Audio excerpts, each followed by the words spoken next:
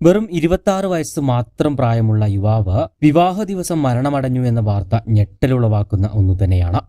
UP സ്വദേശിയായ പ്രവേശ് കുമാറാണ് അതിദാരുണമായി മരണമടഞ്ഞത്. തന്റെ ഗ്രാമത്തിൽ ഒരു പലചരക്ക് കട നടത്തിവരികയായിരുന്നു പ്രവേശ് കുമാർ.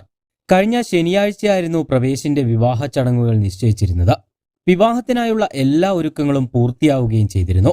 വിവാഹ ദിവസം രാവിലെ ബന്ധുക്കളോടൊപ്പം വധുവിന്റെ വീട്ടിലേക്ക് പുറപ്പെട്ടതായിരുന്നു വരനും കൂട്ടരും.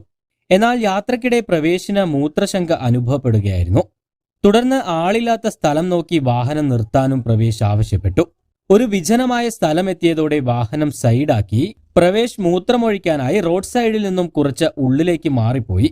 എന്നാൽ മൂത്രമൊഴിക്കാൻ പോയ വരൻ ഏറെ നേരം കഴിഞ്ഞിട്ടും തിരിച്ചെത്താത്തതിനെ തുടർന്ന് കാറിലുണ്ടായിരുന്ന സഹോദരി അടക്കമുള്ള ബന്ധുക്കൾ അന്വേഷിച്ച് ചെല്ലുകയായിരുന്നു.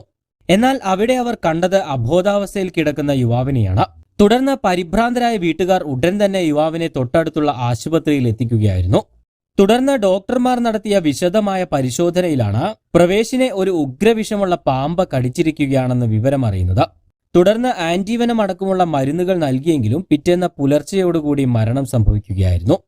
എന്തായാലും പ്രവേശിന്റെ മരണം ഒരു നാടിനെ തന്നെ നൊമ്പരത്തിൽ ആഴ്ത്തിയിരിക്കുകയാണ്. കൂടുതൽ വാർത്തകൾക്കും വിശേഷങ്ങൾക്കും ചാനൽ സബ്സ്ക്രൈബ് ചെയ്യാൻ മറക്കരുത്.